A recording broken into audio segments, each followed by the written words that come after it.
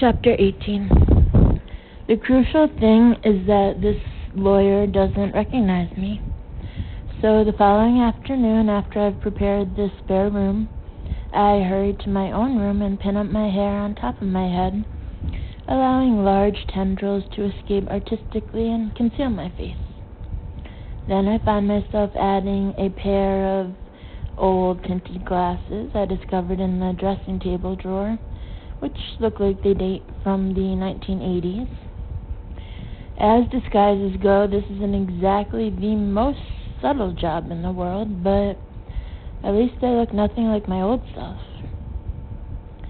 As I come downstairs, Nathaniel is heading out of the kitchen looking pissed off.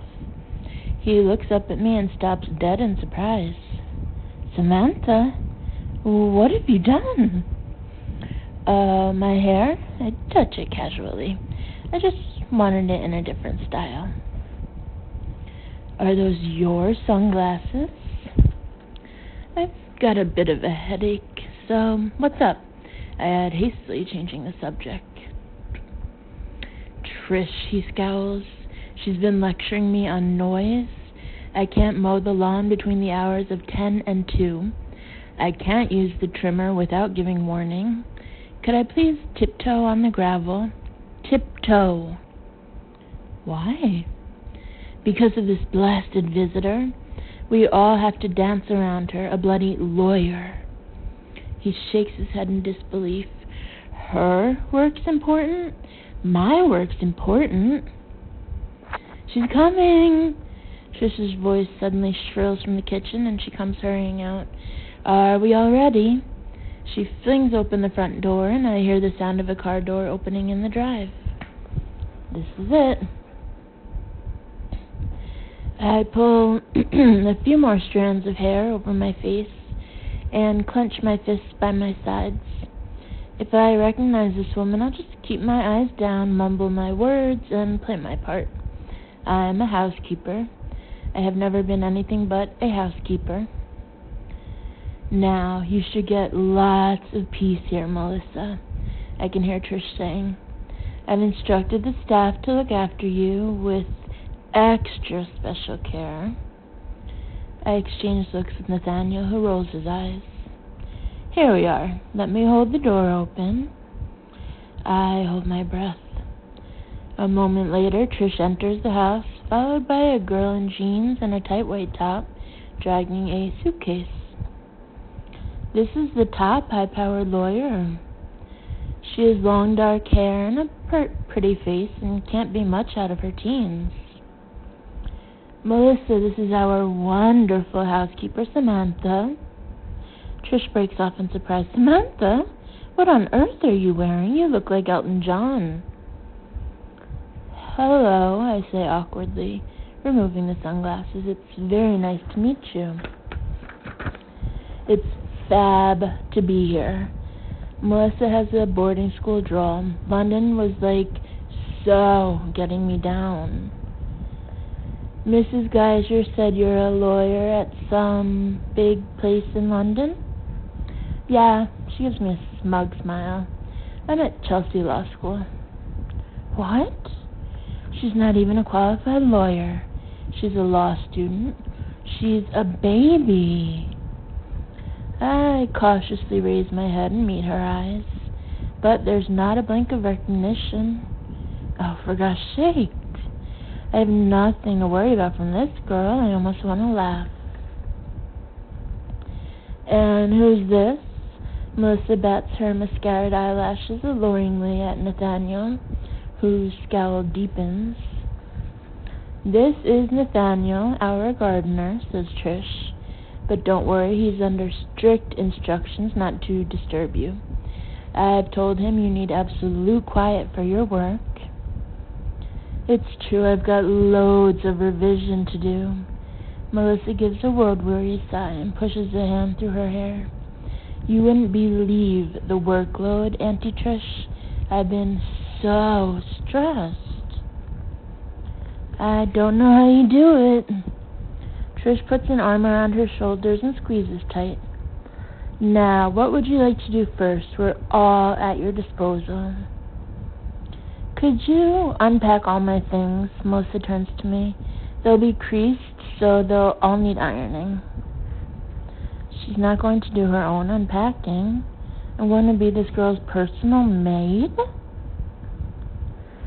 I might take my books out in the garden, she asks. She adds airily, maybe the gardener could set up a table for me in the shade. Trish is watching in total admiration as Melissa rummages in a backpack full of textbooks. Look at all those books, Samantha, she exclaims. As Melissa retrieves Beginner's Guide to Litigation, look at all those long words. Wow, I say politely. Why don't you make us all some coffee first? Trish turns to me.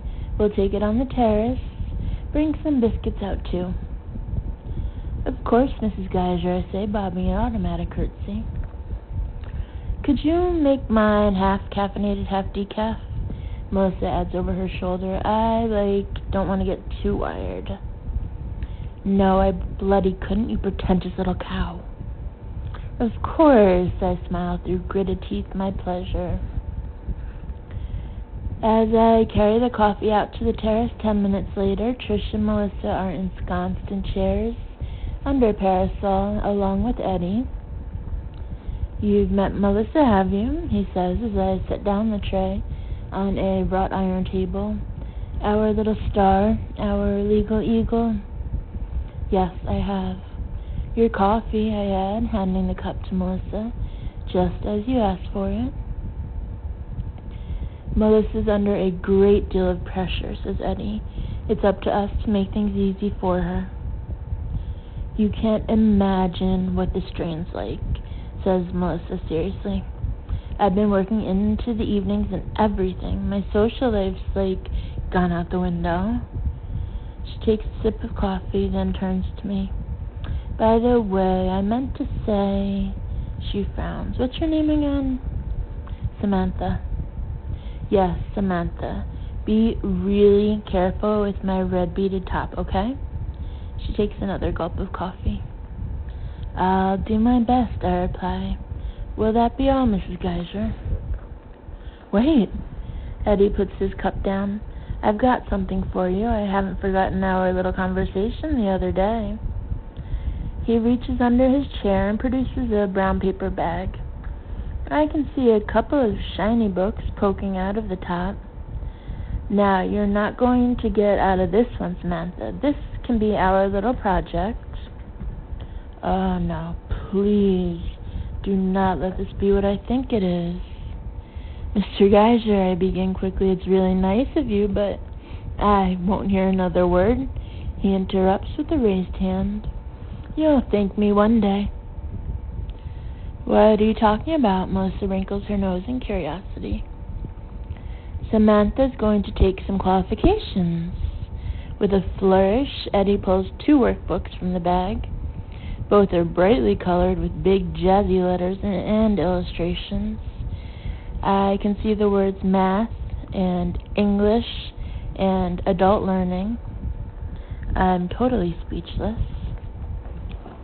I'm sure Melissa will be delighted to help with anything tricky, chips in Trish. Won't you, love? Of course, says Melissa with a patronizing smile. Well done, you, Samantha. It's never too late. She pushes her full cup of coffee toward me. Make me another coffee, will you? This one's too weak. By the middle of the following day, I have had just about enough of Melissa. I've made her about 50 cups of coffee, half of which she hasn't bothered to drink. I've brought her chilled water. I've rustled up sandwiches.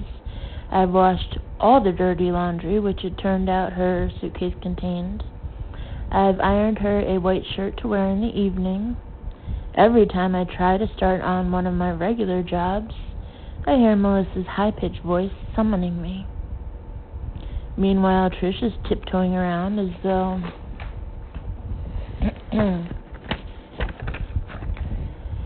We have Sherry Blair herself in the garden working on some vital human rights case. As I dust the living room, she's watching Melissa sitting at a table setting up on the lawn. She's working so hard. Such an intelligent girl, Melissa. I grunt non-committally. You know, it's not easy to get into law school, Samantha, especially the best one. Melissa had to beat hundreds of people just to get the place. Fantastic.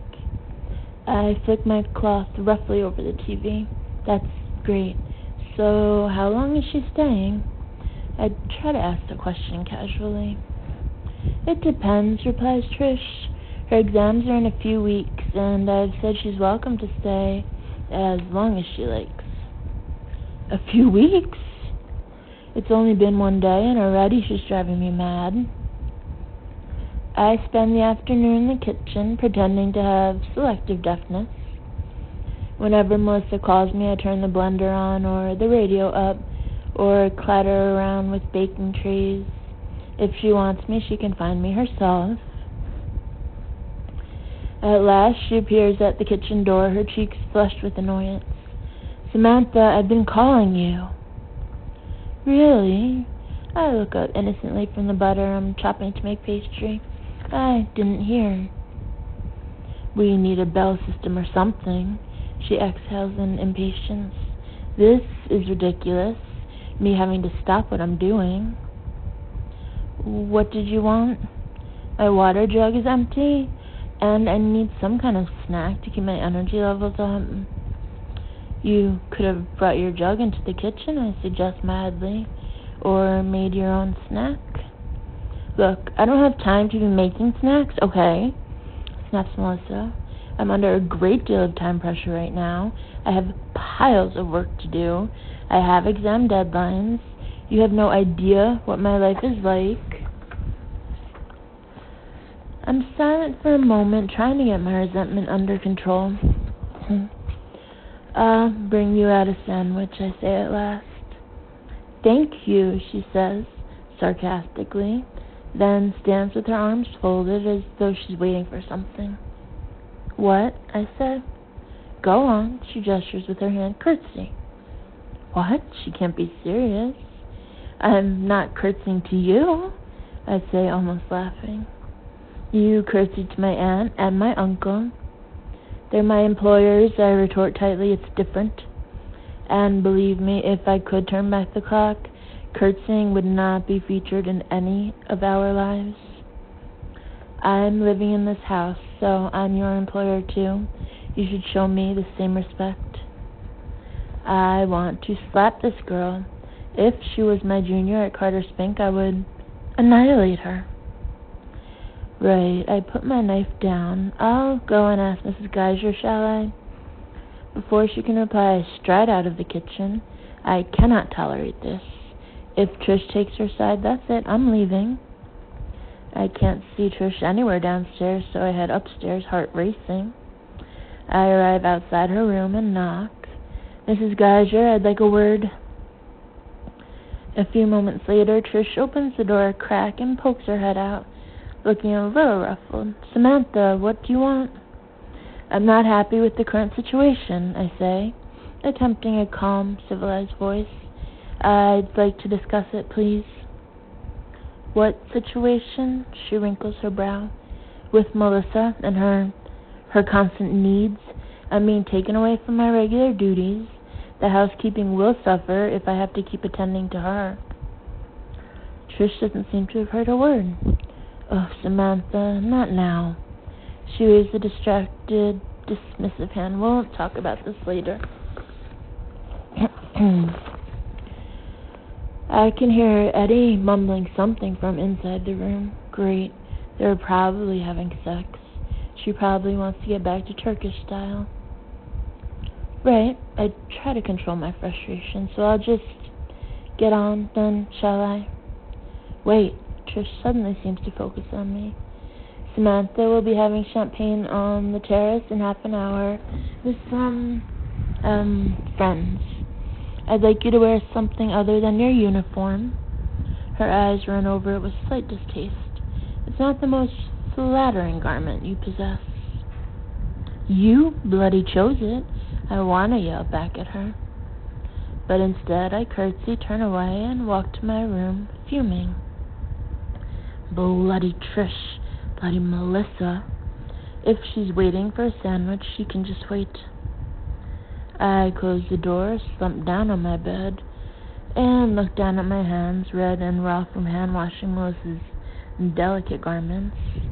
What am I doing here? I can feel disappointment and disillusionment spreading through me.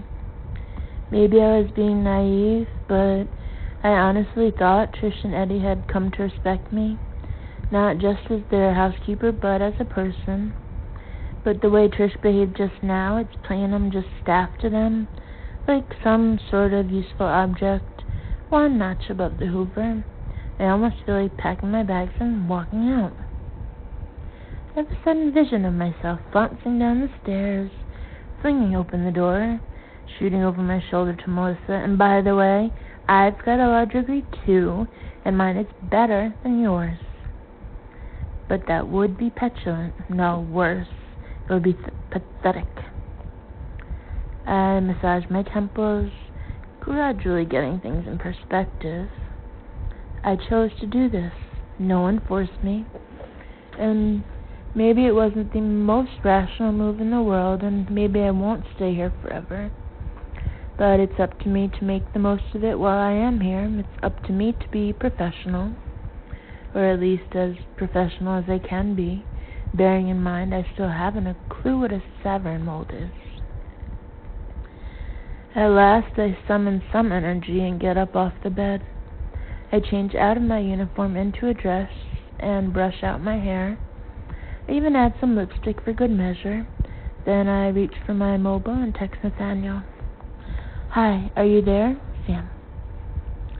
I wait for a reply, but none comes. He hasn't been around all afternoon, I realize. I wonder what he's up to. As I descend the stairs into the hall, the house is still and silent. I don't know what time Trish's friends are coming, but there is no sign of them yet. Maybe I've got time to finish my pastry quickly. I might even get the vegetables peeled. I'm hurrying toward the kitchen when Nathaniel appears out the door. There you are. He puts his arms around me and kisses me, pulling me under the stairs, which we discovered is quite a convenient hiding place. I've missed you. Nathaniel, I protest, but his grip around me only gets tighter. After a few moments, I manage to wriggle free. Nathaniel, I've got pastry to make. I'm already behind schedule, and apparently I've got to serve drinks to some people. Wait. Nathaniel tugs me back, glancing at his watch. 1 more minute, then we can go. I peer at him uncertainly. Nathaniel, what are you talking about? Samantha. He shakes his head in amusement. Did you really think you could fool us? Sweetheart, your secret's out. We know. I feel a plunging dread. They know? What do they know? What exactly? I begin, but Nathaniel puts a finger to my lips. No. You're going to get your surprise. Surprise, I falter. Now come out. They're waiting for you. Close your eyes. He puts one arm around my waist and the other hand over my eyes. Come this way, I'll lead you. As I walk forward in darkness, guided only by Nathaniel's arm, I almost feel sick with fear.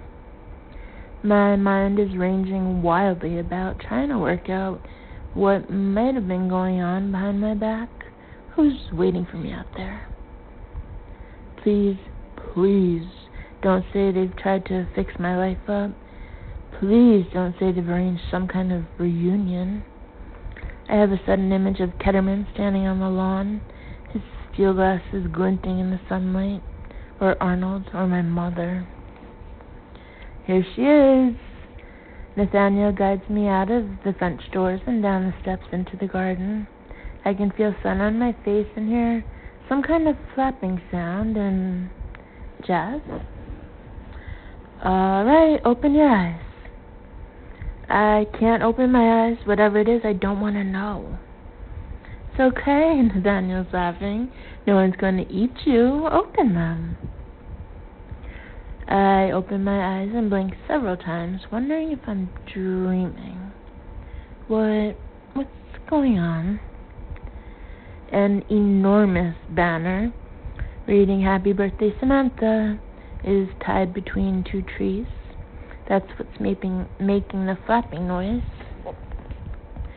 The garden table is laid with a white tablecloth, a bouquet of flowers, several bottles of champagne, and a bowl of strawberries. A bunch of shiny helium balloons reading "Samantha" is tethered to a chair. Eddie and Trish are standing on the grass, together with Iris, Eamon, and Melissa, and they're all beaming at me, apart from Melissa, who's pouting. I feel as though I've lurched into some parallel universe. Surprise! They all cry out in unison, "Happy birthday!" I open my mouth, but no sound comes out. I'm too poleaxed to speak. Why do the Geisers think it's my birthday? Look at her, says Trish. She's stunned. Aren't you, Samantha? Yes, I stutter.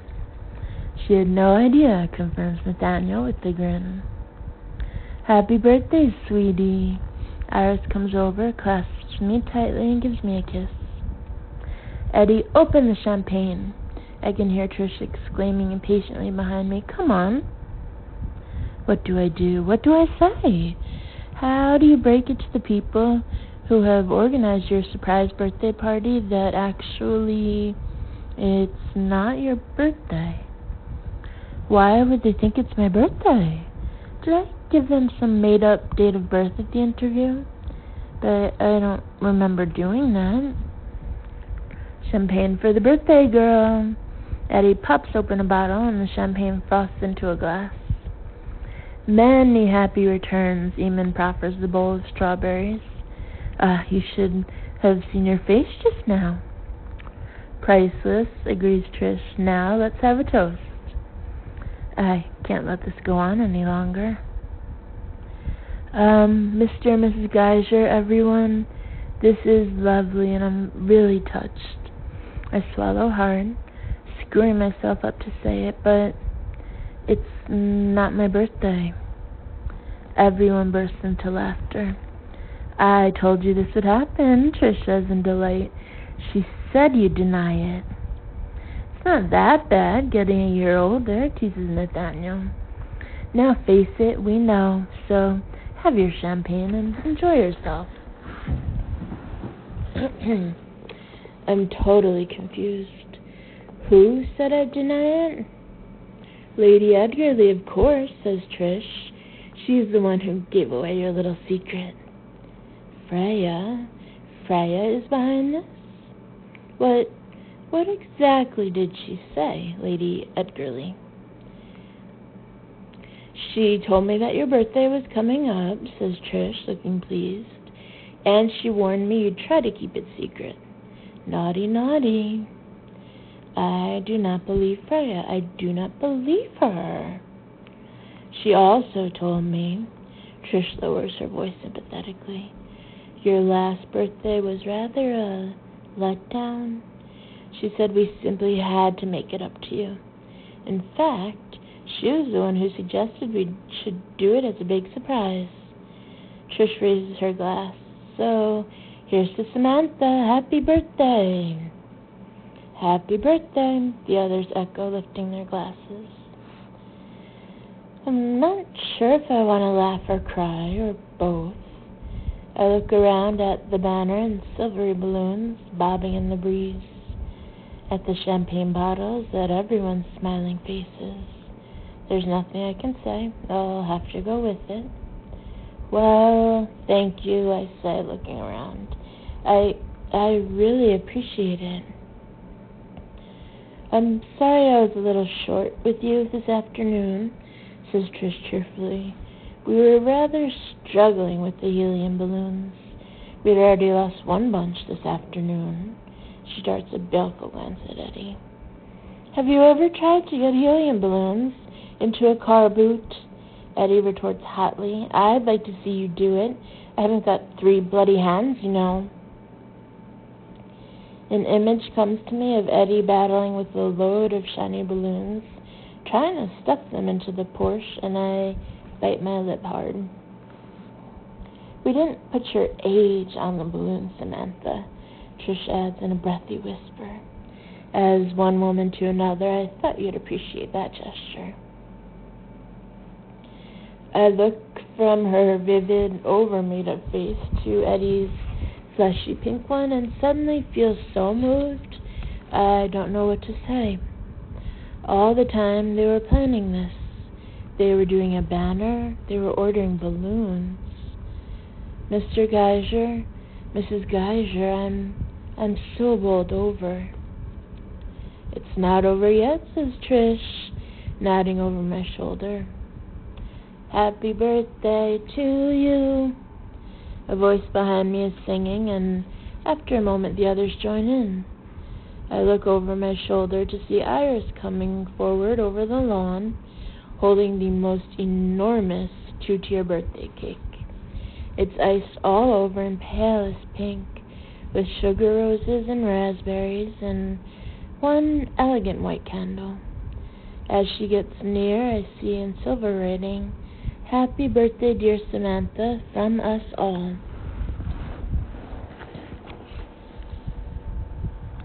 It's the most beautiful thing I've ever seen. My throat is tight. No one's ever made a cake for me in my life before. Blow out your candle, calls out Eamon as the singing comes to an end. Somehow I puff feebly at the flame and everyone cheers. You like it? Iris smiles. It's wonderful, I manage to say. I've never seen anything like it. Happy birthday, chicken, she pats my hand. You deserve it if anyone does. As Iris sets the cake down and begins to slice it up, Eddie tinkles his glass with the end of a pen. If I could have your attention, he takes a step up onto the terrace and clears his throat. Samantha, we're all very glad you've come into our family. You're doing a marvelous job, and we all appreciate it. Eddie raises his glass to me. Well done. Thank you, Mr. Geyser, I falter. I look around at all the friendly faces framed by blue sky and summer leaves. I'm glad I've come here too. You've all been really welcoming and kind to me. Oh gosh, I'm starting to well up. I couldn't wish for better employers. Oh, stop. Trish flaps her hands and dabs her eyes with a napkin. For she's a jolly good fellow. Eddie begins gruffly. For she's a jolly good fellow. Eddie? Samantha doesn't want to hear your stupid singing, interrupts Trish shrilly, still dabbing her eyes. Open some more champagne, for goodness sake. It's one of the warmest evenings of the year. As the sun slowly lowers in the sky, we all loll on the grass, drinking champagne and talking. Eamon tells me about his girlfriend Anna, who works in a hotel in Gloucester. Iris produces tiny feather-light tarts filled with chicken and herbs. Nathaniel rigs up a set of fairy lights in a tree. Melissa announces loudly several times that she can't sit around, she has to get back to work, then accepts just one more champagne refill. The sky is an endless evening blue, and there's the smell of honeysuckle in the air. Music is burbling away gently in the background, and Nathaniel's hand is resting casually on my thigh. I have never felt so content in my life. Presents, says Trish suddenly. We haven't done presents. I'm pretty sure she's drunk more champagne than anyone else. She lurches unsteadily over to the table, searches in her bag, and produces an envelope. This is a little bonus, Samantha, she says, handing it to me, to spend on a treat for yourself. Thank you, I say, taken aback. That's incredibly kind of you. We're not increasing your pay, she adds, eyeing me with slight mistrust. You do understand this isn't a raise or anything. It's just a one-off. I understand, I say, trying not to smile. It's very generous of you, Mrs. Geiser. I've got something, too. Iris reaches into her basket and produces a parcel wrapped in brown paper. Inside, I find 4 shiny new bread tins and a rose-sprigged goffered apron. I can't help laughing out loud. Thank you, I say. I'll put these to good use. Trish is peering at the bread tins, but surely Samantha has loads of bread tins already, she says, picking one up in her manicured hand. And aprons? I took a chance, Iris says, her eyes twinkling at me. Here you are, Samantha. Melissa hands me a Body Shop shampoo gift set, which I know for a fact has been sitting in Trish's bathroom cupboard since I got here. Thanks, I say politely. You shouldn't have. And Melissa, chimes in Trish, abruptly abandoning interest in the bread tin. Stop making extra work for Samantha. She can't spend all her time running after you. We can't afford to lose her, you know. Melissa opens her mouth to retort. And this is from me, says Nathaniel, stepping in quickly. He hands me a tiny present wrapped in white tissue paper, and everyone turns to see what it is. I unwrap the little parcel, and a pretty silver charm bracelet falls into my hand. There's only one charm on it, a tiny wooden spoon. I give another snuffle of laughter, a frilly apron, and now a wooden spoon. Neither Nathaniel nor Iris knows the details of my real life, and yet in some ways I feel they know me better than anyone else in the world. They've seen me frazzled and incompetent at my most vulnerable. I haven't had to put on a front or act efficient or pretend I know everything. It reminded me of the first time we met, says Nathaniel, his mouth curving into a smile. It's fantastic. I put my arms round him and kiss him. Thank you so much, I murmur into his ear. Trish is watching with avid eyes as we draw apart. Well, it's obvious what drew you to Samantha, she says to Nathaniel. It was her cooking, wasn't it? It was her chickpeas, agrees Nathaniel gravely. Eamon has been up on the terrace. Now he bounds down the steps and hands me a bottle of wine. This is from me, he says. It's not much, but... Oh, that's lovely, I say, touched. Thanks, Eamon. And I was going to ask, would you be interested in waitressing ever? At the pub? I say in surprise, but he shakes his head. Private functions. We have a little concern going in the village. It's not really a business, more like passing on work to friends. Make a little extra money, that kind of thing. Passing on work to friends. I suddenly feel a little warm glow inside. I'd love to. Thanks for thinking of me. Eamon grins.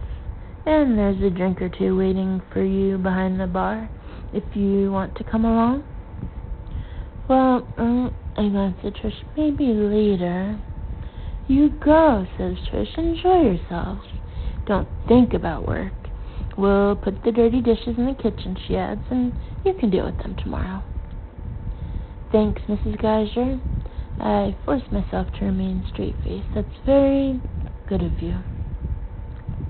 Oh, and Samantha, she beckons me over with her glass. I was thinking about what you said to me the other day, about finding myself a little project of my own. Not that my life isn't extremely busy already. Of course, I nod. Anyway, she pauses momentously. I've decided I'm going to hold a charity lunch for Save the Children. Good idea, I say with enthusiasm. And you can help me organize it. After all your experience running such events for Lady Edgarly, you must be an expert. Absolutely, I gulp. I look forward to it. The only experience I have with charity events is attending them with clients and being forced to watch drunken, highly paid bankers outbid each other in the auction. I must go too, says Iris, getting up. Good night, and thanks. We can't tempt you to the pub, Iris, says Eamon. Not tonight, she smiles, her face illuminated by the twinkling fairy lights. Good night, Samantha. Night, Nathaniel. Good night, Mom. Night, Eamon. Night, Iris. Night, Grandpa, I say. It comes out before I can stop myself.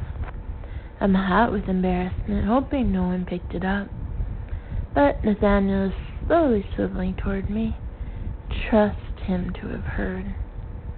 Good night, Mary Ellen. He lifts his eyebrows. Good night, Jim Bob, I retort nonchalantly. I see myself as more of a John boy. I look him up and down. Okay, you can be John boy. I had a total crush on John boy when I was a child. Not that I'll mention this fact to Nathaniel. Come on, Nathaniel holds out his hand. Let's get to Ike's Tavern. Ike had the store. I roll my eyes. Do you know nothing? As we head up to the house, we pass Melissa and Eddie on the terrace, sitting at the garden table, which is covered in papers and brochures. It's just so difficult, Melissa is saying. I mean, this is a decision that will affect my whole life. It's like, how are you supposed to know?